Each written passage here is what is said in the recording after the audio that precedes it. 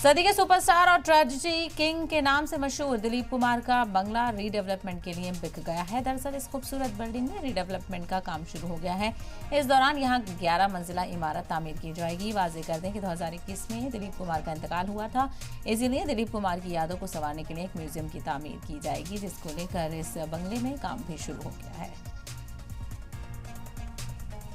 सदी के महानायक दिलीप कुमार साहब का बंगला जो है वो बिक चुका है।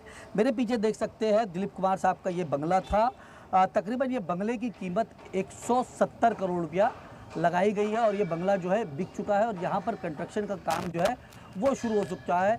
और अगर बात करें दिलीप कुमार साहब अपनी ज़िंदगी के 50 साल और उनकी यादें जो है इसी के अंदर थी। कहीं ना कहीं उनकी इंतकाल के बाद कहीं ना कहीं जो है ये बंगला जो है वो बिक गया और यहाँ पर बिल्डर ने कहीं ना कहीं उनकी मौत से पहले जो है एग्रीमेंट कर लिया था रीडेवलपमेंट का और यहाँ पर उनका एक म्यूज़ियम बनाया जाएगा। पूरा एक फ्लोर होगा जो दिलीप कुमार साहब का जो है उसके अंदर म्यूज़ियम बनाया जाएगा। और अगर बात कर ले यहाँ पर एक फ्लैट की कीमत, अगर एक स्क्वायर फीट की बात कर ले तो 1.5 लाख रुपए से ज़्यादा जो है पर स्क्वायर फीट है यहाँ पर। और तकरीबन एक फ्लोर पे 5 BHK का जो है वो फ्लैट बनेगा। 11 मंजिला ये इमारत है, मुंबई के पाले हिल पे बनेगी। और अगर बात कर ले दिलीप कुमार साहब की तो दिलीप कुमार साहब सदी के जो महानायक कहे जाते, जिनकी यादें और जिनकी फिल्में जो है वो कहीं ना कहीं सुपर हिट थी। और जब भी वो दुनिया से चले गए तो वाकई में अगर ये बंगले की बात करें तो बंगले के अंदर थोड़ा सा डिस्प्यूट भी था एक बिल्डर के साथ और दिलीप कुमार साहब जो इसकी लड़ाई जो है वो कोर्ट में लड़े और उसके ऊपर स्टे मिला।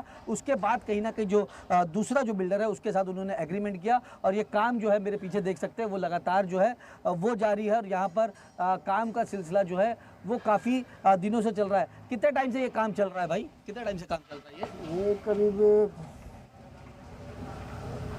2-3 साल से ऊपर ही होगा। 3 साल से ऊपर हो गया। ये 3 साल से ऊपर 3 साल हो गए ये काम को शुरू हुए। और तकरीबन यहाँ पर जो स्थानीय लोग हैं वाकई में दिलीप कुमार साहब का बंगला देखने के लिए तमाम हिंदुस्तान के अलग अलग इलाकों से लोग आया करते थे। लेकिन अब वो यादें जो है वो कहीं ना कहीं यादों में ही रह जाएगी। और दिलीप कुमार के बंगले पे जो है उनकी जो म्यूज़ियम है अब उसको देखने के लिए लोग आया करेंगे। सलाम टीवी के लिए अमजद खान, मुंबई।